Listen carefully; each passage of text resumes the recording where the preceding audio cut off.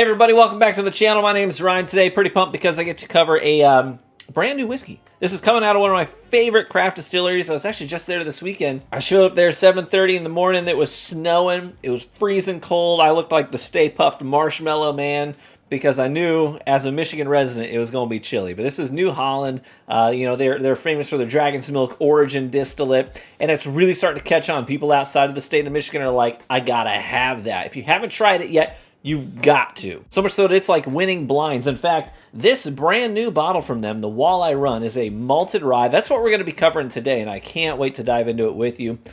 This one actually just recently won a malted rye blind that, I don't know if you watch the channel SLB Drinks, but those guys, Kurt and Trenton, they crack me up. I love watching their stuff every Monday, Wednesday, Friday. So if you're watching my channel, you probably are already aware of them. But if you're not, go check them out sometime. So I wanted to cover this today. We'll try it, taste it, give all the notes on it, and go into depth about it. Also excited to get these in the hands of the guys that I picked them up for in our whiskey club. But they just did a limited release. They do this twice a year where they do these toasted barrels at Barrel Proof. This year they've got a toasted. It's like they finish it in 2 barrels. They do a toasted barrel, and then they do, so it's like triple barreled. So they'll age it in charred white oak, and then they'll age it in a toasted barrel, and then they'll age it again. And this time they did sherry, port, and then a second toasted barrel. So anyways, very cool stuff, very cool bottles. I've also got a maple cask and a honey cask as well. So they did limited drops on those. Those should be really fun to test, try out, and pick a favorite of too. All this to say, if you're not familiar with New Holland, get familiar. Today we're covering the Walleye Run. This is a brand new malted rye whiskey coming out of New Holland. And this is let me talk about this for a second because this is pretty cool. It's unlike a lot of the other malted ryes out there right now in that A, it's sweet mash, not a sour mash.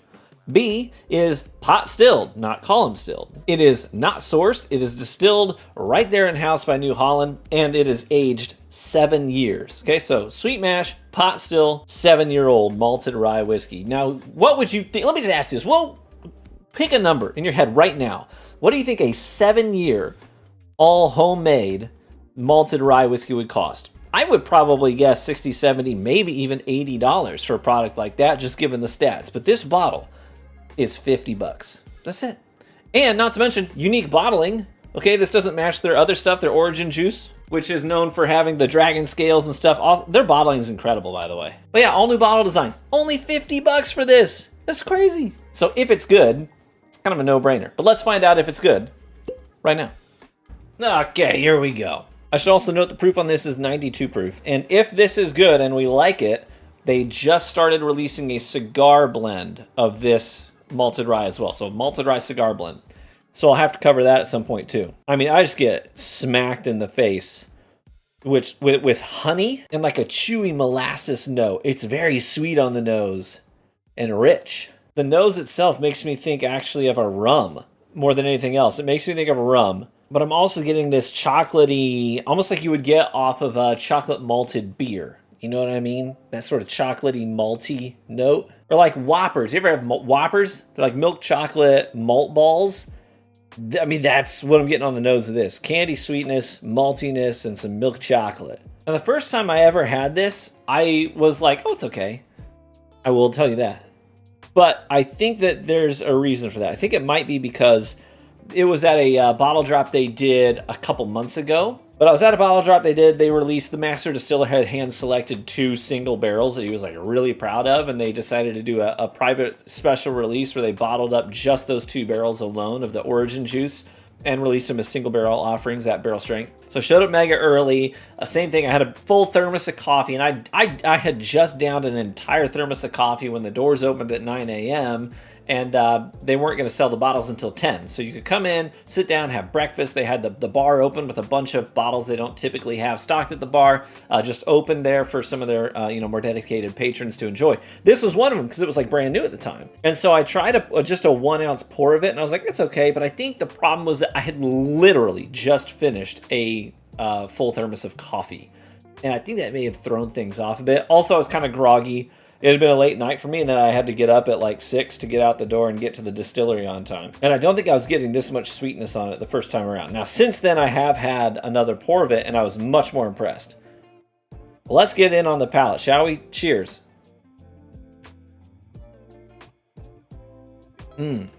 It's actually got this honey thickness mouthfeel to it that I really wasn't expecting at 92 proof. I kind of expected it to be a lot thinner than that, but it's giving me that chewy, sticky honey action in the mouthfeel department, which I am a fan of. It means that it kind of coats the mouth and lasts a bit longer. The first thing I get as soon as it hits my tongue is that honey sweetness, but then it's pretty rapidly followed up by something I would attribute with a more traditional rye. There's a little bit of like that gin and tonic kind of a note, a little bit of that pine freshness to it, a little bit of that mintiness.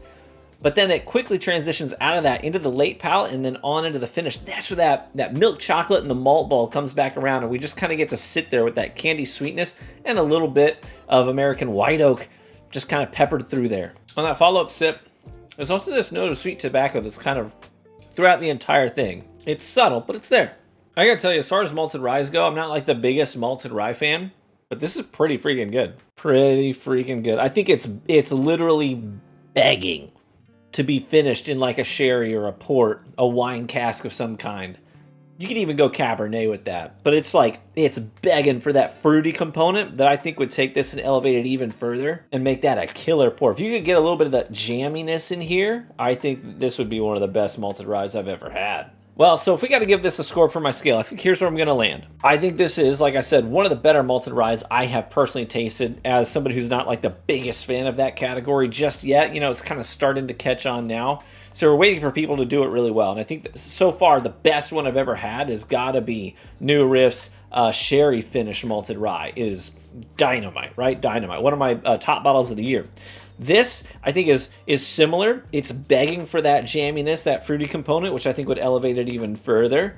But for $50, like, how do you beat that, right? $50 for 7-year-old pot-stilled malted rye. That's a pretty killer deal right there. I think you'd be crazy to pass it up if you had the opportunity to grab one of these. You probably should do it. So for me, I'm going to land on my scale at a 7.7. I'm going to give a 7.7, right? I think to push up into the 8s, which is a really difficult task for me, if it's going to push up into the 8s, I think that you need some of that rich fruitiness that's going to help elevate it. Otherwise, for $50, I think this is a killer deal. One of the best malted ryes I have had to date.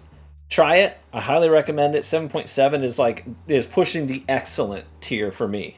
That's a strong recommend from me. Hey, thank you so much for tuning into the video today. If you enjoyed it, then let me know by leaving a like on the videos. That's the best free way to support the content right here on YouTube. And if this isn't maybe your first video, maybe it's your second, third time coming by the channel, hey, kick your shoes off and stay a while. Maybe hit the subscribe button. We'd love to see you around more often. And if you want to get involved in any of the events we do and get involved in our chat room, we're sharing information, samples, etc. You can check out the link to the Discord in the description. Totally free to join. We also have a Patreon group, and that gets you access to some other stuff, including the Patreon Lounge and bottle shares and other events that we do. So we'd love to get to know you. Come in and say hello, introduce yourself. And with that, I say cheers, my friends.